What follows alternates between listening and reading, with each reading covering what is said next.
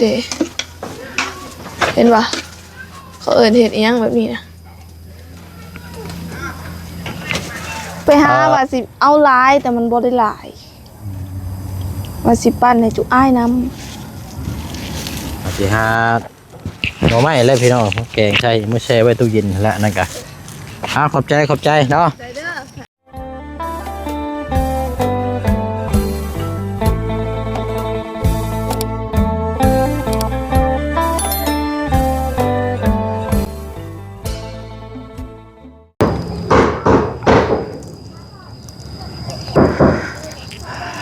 พี่น้องเนาะถือว่าเปิดภาพมากับผมเจอกันช่วงค่อยคำลงแรงเนาะครับนี่แหละพี่น้องเนาะเป็นบ้านทรงไม้พี่น้องเราลงสีไปยังงามบ้านนี่พี่น้องเนาะตกแต่งสีสันไปถือว่าเข้ากันเนาะแต่ว่ายังอยากจางอยู่ลงอีกจักรอบนึงเนาะรอบที่สองอันนี้น่ะจะเป็นลงรอบเดียวนี่พี่น้อง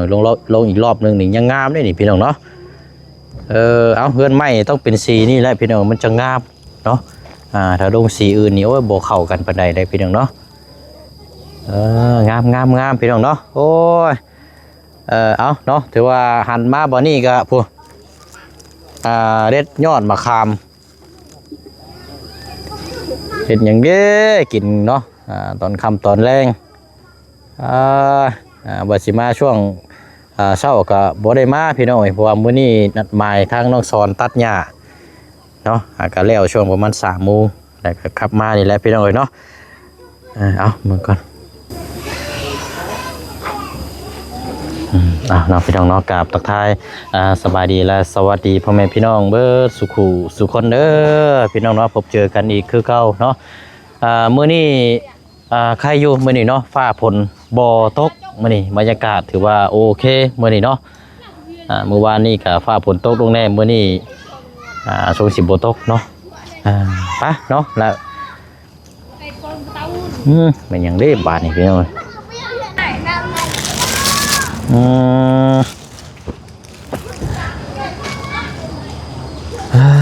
เอาเนาะอยู่ดีมีแห้งสบายดีย่ำค่ำย่ำแรง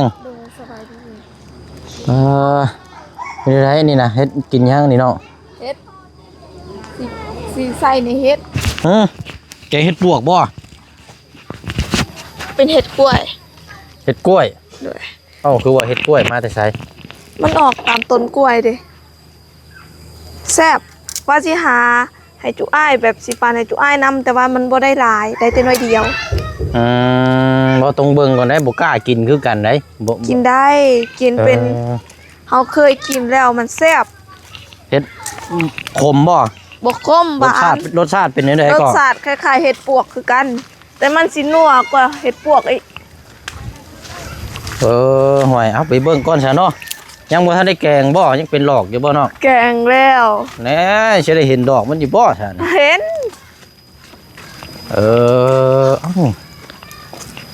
มันแซ่บกว่าเห็ดปวกนี่ก็สิได้ขายดีกว่าแล้วซะไอ้กระซิมเบิ่งเนาะโดยบ่ได้เฮ็ดบ่กล้ากินบ่กล้าชิมเลยบ่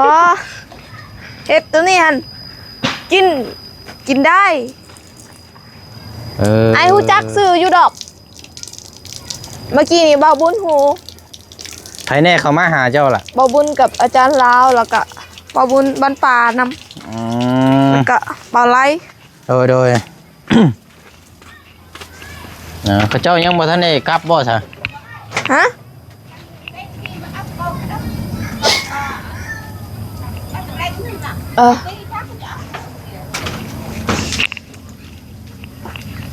โอ้ยเนาะด้วยเป็นได้อันนี้เนาะนี่เด้ใช่ครับขึ้นไปเบิ้งจนว่ากินเบิ้งหน่อยเพื่อมืดแท้นี่เด้เห็นปะเขาเอิญเห็นอีหยังแบบนี้นะ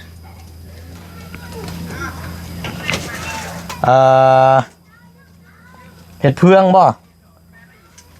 เบิ่งใกล้ๆพี่น้อยมันบ่เอาหูแล้วโอเคแล้วมันช่องน้ำกล้วยเนาะโดยมันช่องน้ำกล้วยเห็ดนี่แต่ว่าทางบ้านเขาบ่เคยกินได้พี่น้อยโดยแต่ไม่ใช่บ่เคยกินบ่ยันเบื่อได้บ่เคยกินประเภทนี่โอ้ลองเบิ้ง ไผไปหาก็ แม่กับคนอยู่ในบ้านนี่เพราะว่าคอยว่าสิไปหาแต่ว่าเพิ่นให้เอาลูกเพิ่นดิแล้วเพิ่นสิไปหานะแม่ค่อย อืม เป็นเอื้อยไผ่น้องเลี้ยงอะ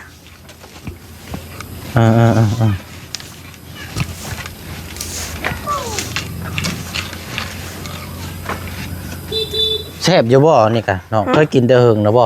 กินได้เหิงแล้วกินมาตั้งแต่เด็กน้อยนี่ไปเสียยาให้ตอนนั้นน่ะแบบมันออกตามต้นกล้วยโอ้ยดีใจ เนาะ โดย ก็เลยได้มาแกงแรงมื้อนี้เนาะ โดย เฮ็ดอยู่ให้กินเลย โดย ดีแล้วเนาะมันยังสารให้กะละมัง ตัวนี้ไอ้กินนำบ่ โอ้ผักอันนี้กินได้อยู่นี่ กินบ่ แซ่บผักนี่นะ เดี๋ยวสิหา ต้ม ให้เด้อ ต้มใส่มีต้มใส่อันนี้คักอันนี้นะ อันนี้ยังออกบ่หลาย ก็ห้องผักตำลึงบ่ ก็บ่ฮู้ เจ้าเอิ้นผักหยังอ่ะ บัดตำเล่ง อันเดียวกันนั่นแหละซะเนาะ อันเดียวกันเอาถ้างั้น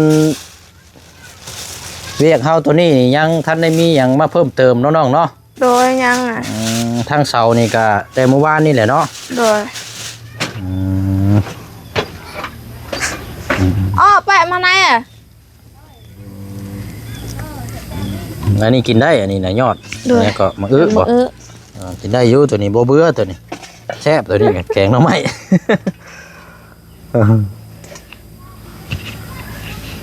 อันนี้เห็นเขาซื้อมาอยู่บ้านก็บ่มีคือกัน เอาบ่ได้ปลูกบ่ บ่ อยู่แถวนี้บ่ได้ปลูกบ่ ปลูกแต่ยังแบบ นี่เด้ มัยั นี่ บ่ได้ออกเด้ออกแต่น้อยเดียว บ่งามเนาะ โดย อันนี้เอามาแต่ใช้ก่อนตัวนี้นะ ตัวนี้บ่ข่อยบ่ฮู้น้ำยาเอ้ย อ๋อย่าเจ้าเอามา โดย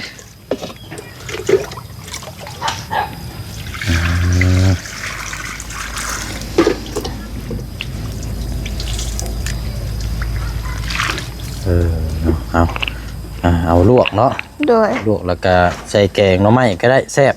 โดยไอ้สิกินน้ำบ่ยังหลายเด้ บ่น้องเอาเลยรถกินเลย จงให้อ้ายอยู่ บ่เฮ็ดมีอ้ายบ่เคยกินได้ บ่ อ๋อนี่บ่ โดย นึกว่าเฮ็ดนะ บ่เฮ็ดไอ้ซิมเบิ่งมันบ่เป็นหยังดอกคนเขากินเหมือนบ้าน อย่าแล้ว หวาน เป็น ไป หยังหรอกโอ้เนาะ โดย แกงใส่หน่อไม้เนาะ ใส่หยังก็ตามแต่ โอ้เลยหมักผลไม้มาแต่ใช้อ่ะนะ ข่อยบ่ฮู้เด็กน้อยอ่ะ ผลไม้ปลา โดย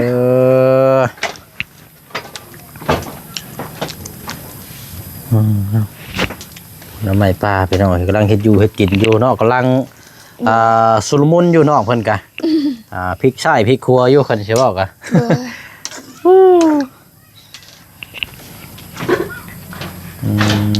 อันเฮ็ดกินเฮ็ดหยังก็ส่วนหลายก็สิเน้นแต่อยู่นี้บัดนี้เนาะ โดยเพราะว่าทางหน้าบ่าวบ่อยู่เด้ เอาเราไปใช้อัน หน้าบ่าวหันเพิ่นไปเฮ็ดเวียก แล้วก็บ่มีคนอยู่ลูกเพิ่นก็ไปนํยังแต่ผู้เดียวแล้วก็ย่าค่อยแบบว่าบ่มีคนอยู่นํแล้วแบบเพิ่นเหงาบ่เคยนั่นใด เฮ็ดงานอยู่ไสก่อนเนาะ อยู่บ้านกระตูไปเพื่อนเมียเพิ่นน่ะ บ้านกระตูบ เลย ลงไปทางเมืองนอกบ่ บ่แม่นไปทางเมืองนองก็ได้ตรงเลี้ยวมาอีก เราเฮ็ดงานยังอะนะ แบกอันนั้นน้ำตาลบ่ โรงงานแบกน้ำตาล เลย โอ้หนักอยู่เด้งานนี่เนาะ โดย เพราะว่าเคยยินทางอันน้องสอนเอาให้ฟังอยู่ว่าเราก็เคยเฮ็ดเวียกแบบนี้โอ้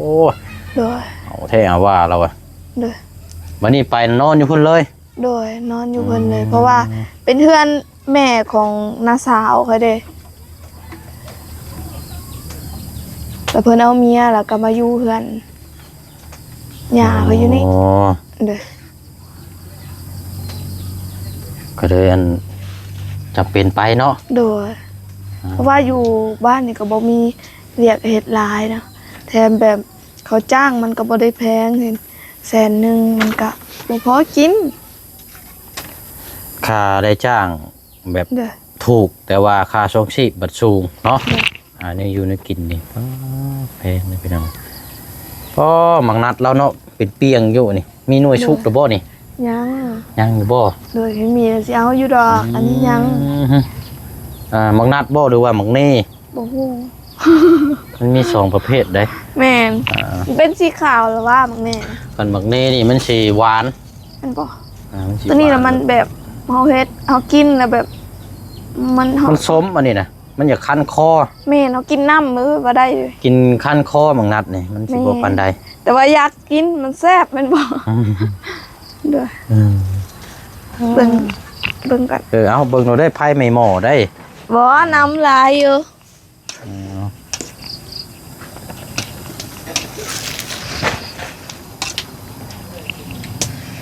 คือบ่กินเห็ดอันนี้คนละแปลง ไอ้บ่เคยกินได้ โอ้ยเห็ดอันนี้มันแซ่บนัว เป็น ก็ อยู่บ้านนายก็อยู่แถว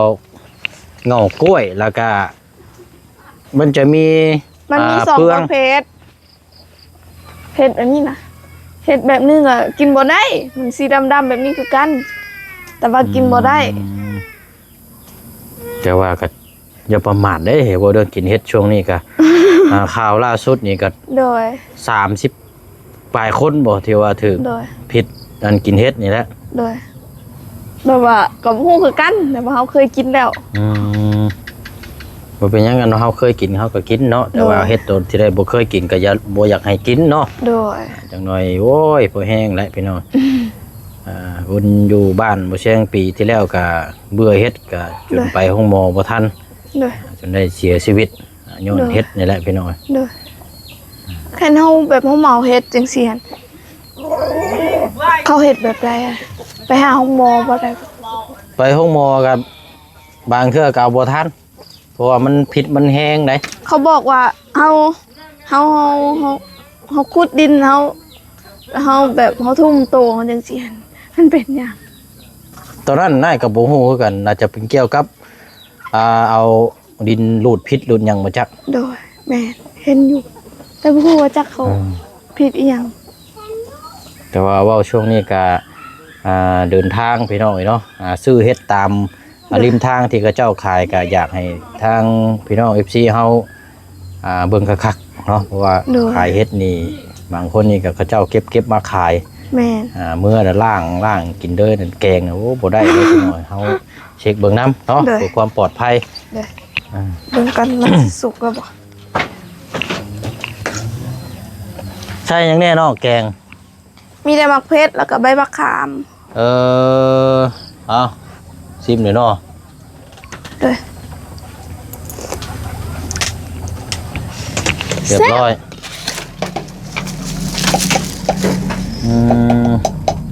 มีหยังเกลือบ่นะ โดย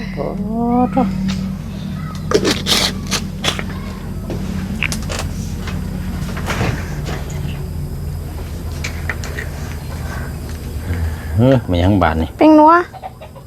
โอ้ตัวนี้ ใส่ลายแซ่บลาย มันสิว่ากะแม่นแต่ว่าถ้าให้ขาดเด้อนี่ก็บ่ได้อีกอันนี้ก็เนาะ โดย พิษกันเอาแล้วนี่เนาะ โดย กินทั่วโลกแล้วนะตัวนี้นี่ แม่น ว่าวไผ่บ่ได้ตัวนี้นี่ว่าวนี่มันพิษกันรถ โดยแม่นโอเมียนี่ก็กินบ่เป็นบ่ พิษกันอำมหันต์นั่นแหละ สุกแล้ว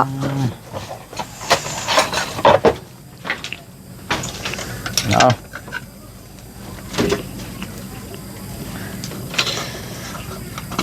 บ่ได้ใส่อันนั้นบ่แมงลักบ่ผักอีโต้ บ่มีแต่ใส่ ใส่ มี แต่ แต่ใส่ ใบ ใบ มะขาม มะขามเด้อ ปลาแกงเฮ็ดใส่แมงลักผักอีตู้แล้วมันจังหอม อันนี้ใส่แต่ใบมะ บ่ ขา ได้ ม ใส่เนาะ โดย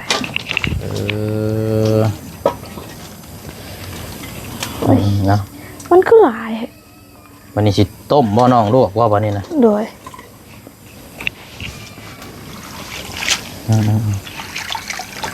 มาเบิ่งจะขี้จี้ไปทางไหนกล้องกับพี่น้องเอ้ยมาทางนี้ก่อนมันคืออยากแจ้งแน่ โดย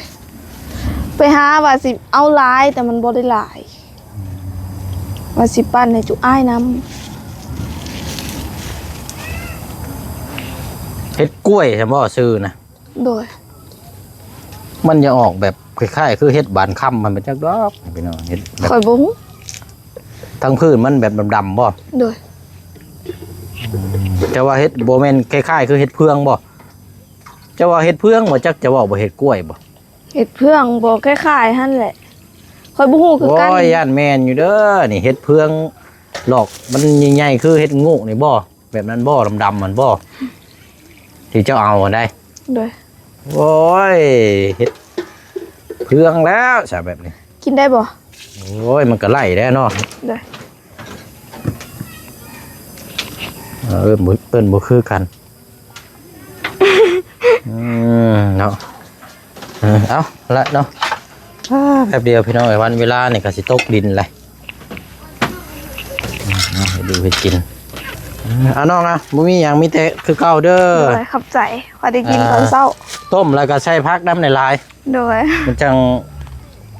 กินมันจังอันนี้ โดย เพิ่นว่าเฮาใส่แต่เส้นน่ะมันบ่แซ่บ โดย โอ้ยย่างรอเบิ่งก่อน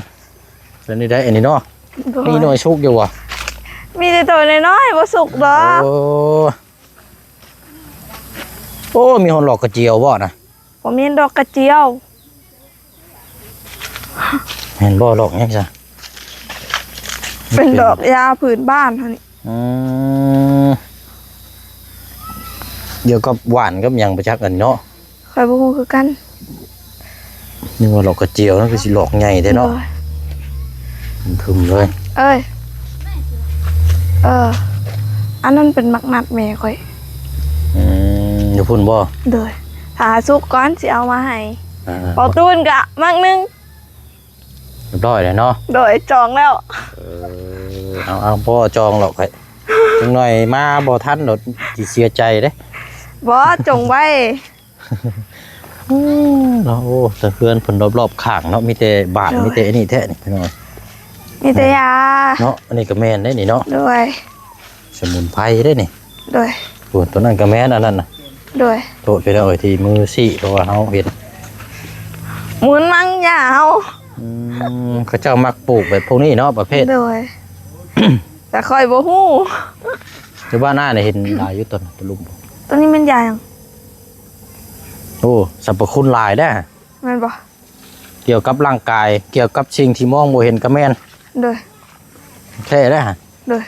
ปลูกไว้มีแล้วปลูกไว้รักษาไว้ให้ดีตัวนั้นน่ะ โดย รักษาหลายอย่างหลายแนว ข่อยบ่ฮู้แต่ว่ายาข่อยสิฮู้ข่อยเลยมีแต่เจ็บแล้วก็ห้องว่าเจ็บยาข่อย ย่าข่อยก็เป็น เนาะ คน ในโพสต์ สิ นี่ เอา แม่นบ่เลยนี่เนาะ โดย เฮ้ยตีนเจ้ากะ แม่นหลายหันนำ เป็นยาสมุนไพรเนาะ โดย โอ้เป็นหมอยานี่ได้นี่เนาะ โดย อยู่เจพุ่นก็แม่นบ่ โดย แม่นบ่เลย ทั้งหลังก็แม่น ป้าหอมบ่เลยอันนี้เนาะ โดย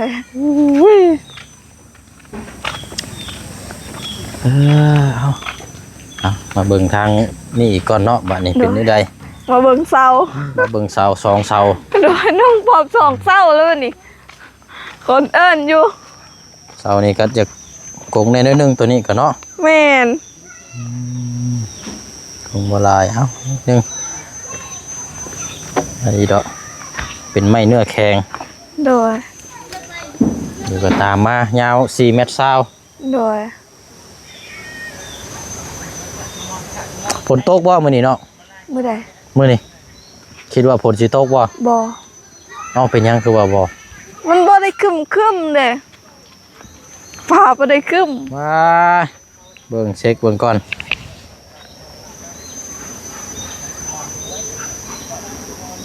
ประมาณโอ้ จั ช่ ก วง โมง ตกกระตกบ่แห้งนะแบบเป็นไปปล่อย มันปล่อยว่ะ ประมาณ9 โมง 10 โมงนี่แหละอ่ะ พอดีนอนม่วน ฝึก10 โมงพอดีฝนแบบ โดย ตกลงหลังคาพอได้ยินเสียงหลังคา โดย เนาะเอาละเนาะติดตามรุ่นเบิ่งน้ำกันอีก โดย เคสของทางน้องป๊อปยังบ่ทันได้มีหยังมาเพิ่มเติมเด้อ โดย พี่น้องเอ้ย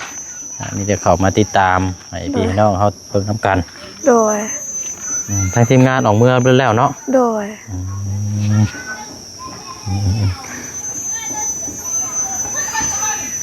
เพุ่นกับบ่ได้เข้าไปซ้ำมื้อนี้ก็คือได้ยินว่ามื้ออื่นเพุ่นบ่จักทางน้องใจดี โดย ตัวสร้างสิมากบไม้ โดย มื้ออื่นบ่ละพี่น้อง โดย เอาซะเนาะมีแต่ว่าอาบน้ำเด้อน้องเด้อ โดย เอามื้อ ขอบ อื่น ใจ พุ่นแหละ เด้อ เนาะ โดยขอให้เดินทางปลอดภัยเด้อขอให้พระเจ้าอวยพรไปเอาหยอดมักอึก่อน ฮะอ๋อยอดมะอื้อ โดย เอาเนาะเอาเมื่อต้มลวกใส่พี่น้อย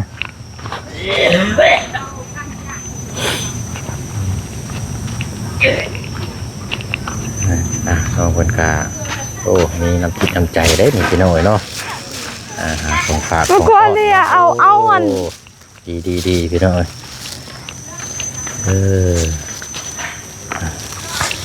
ครั้งแรกได้นี่พี่น้อยเนาะเอาขอบใจหลายๆน้องเด้อ โดย สิหาหน่อไม้เลยพี่น้องแกงใช่ไม่ใช่ไว้ตู้เย็นแล้วนั่นกะขอบใจเนาะ ใจเด้อ โดยเนาะอย่างน้อยน้องเพิ่นก็มีน้ำใจพี่น้อยเนาะน้ำจิตน้ำใจนี่แหละสุรายกันเนาะหายากเนาะถ้าพี่แล้วน้องอีกคือเก่าคือเดิมเคล็ดของทางน้องป๊อปภายพี่พังน้อง FC เฮาติดตามแล้วก็เป็นกำลังใจให้คือเก่าคือเดิมเนาะพี่น้องเนาะเรื่องงบนี่โอ้ยังขาดลายพี่น้องเนาะเรื่องเงินล้านแปดเพราะว่าจุดเริ่มต้นกันสิว่ากันพี่น้องเนาะบอกฮู้ว่าสิจังไดต่อเฮือน9เสาก็สิประมาณอยู่6x7นี่แหละพี่น้องเฮือนเราจะเป็นทรงของทางคล้ายๆคือเฮือนน้องไม้น้องท้ายนี่บ่จักเนาะตามที่พูดคุยกันกับทางทีมงานอะไรเนาะลาพี่น้องไปก่อนบ๊ายบายเด้อพี่น้องเนาะเบิดสุขุสุคนเนาะสบายดี